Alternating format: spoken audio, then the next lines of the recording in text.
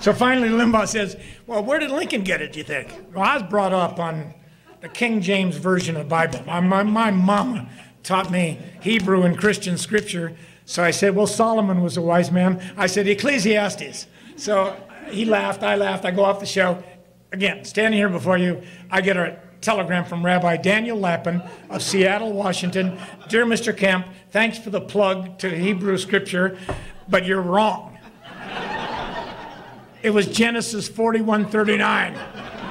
And Joseph, sold into slavery by his jealous 11 brothers who wanted to kill him, and he interprets the Pharaoh's dream of 7 fat years, and he says to Pharaoh, hey, dummy, if you want 7 fat years, cut your income tax to 20. Well, you got to read between the lines. But it says, Genesis 41, look it up in your Gideon Bible tonight, Genesis 41:39, tax up to 1/5. Tax up to 1/5, tax 20. Take 20, you'll have more grain in storage, and your farmers will be happier, and you'll have more revenue for government. Now, ladies and gentlemen, we are close to 50.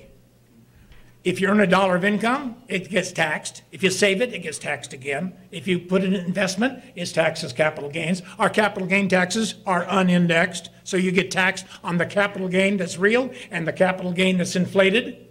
And if you die, which is a possibility, I'm 71. We have another, it's down to 50 or 45, but in 2010 it goes back to 55. And I live in Maryland, Bethesda. We got a 6% surtax on top of a 55% estate tax. It's insidious.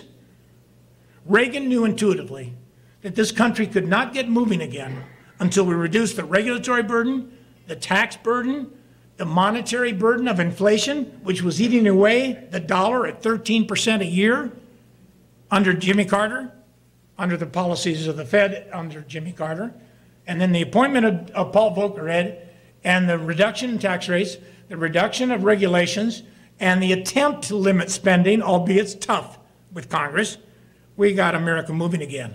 I think Steve Moore probably told you, out of 285 straight months of economic activity since 1981, August the 13th, this Sunday, we've had 14 months of recession and 283 months of economic growth relatively without inflation. More wealth has been created in the United States of America in the last 25 years than have been created in this country in 200 years.